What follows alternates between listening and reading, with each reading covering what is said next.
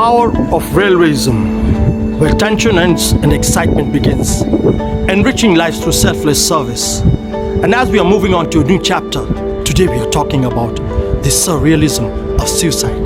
Yes, in Great Britain, around 44% of suicide takes place in the railways. Suicide deaths have risen by 20,000 over the past 30 years. It is the fourth leading cause of death among 15 to 19-year-olds. 77% of global suicide occur in low and middle income countries. So what is suicide exactly? It is the act of intentionally taking one's own life. Research shows many people think about suicide at some point of time in their lifetime. Even Shakespeare portrayed this theme in Hamlet when he said, "To be or not to be, that is the question. Whether it's nobler in the mind to suffer the slings and arrows of outrageous fortune, or to take arm against a sea of troubles, and by opposing end them. To die, to sleep no more, and by our sleep to say we end the heartache and 1,000 natural shock that flesh is heir to. It's a consummation devoutly to be wished, to die, to sleep, perchance to dream. Aye, there is the rub. For in the sleep of death what dreams become, when we have shuffled off this mortal coil." So what makes people commit suicide?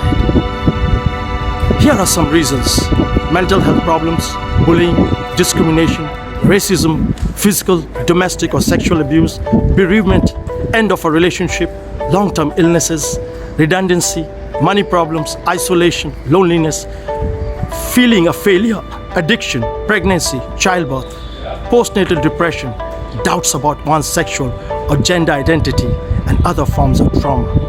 So what can one do when somebody says he wants to commit suicide? Experts suggest these following steps. 1. Ask the person if they have a plan to end their life. If so, ask them how and when they plan to do it. 2. If a person is in immediate danger, call the emergency services. 3. Take their reasons seriously. Do not try to convince them that the problems are not that bad. Instead, listen to them, acknowledge how they feel, and reassure them that it is possible to get help. And 4th, do not keep their suicide plan a secret. Share it with the medical professions. For it is seen that intervention can help a person regain a sense of hope or show them another perspective, that suicide is not a remedy, and it takes more courage to live than to die. And the message to everyone is never, never, never, ever give up.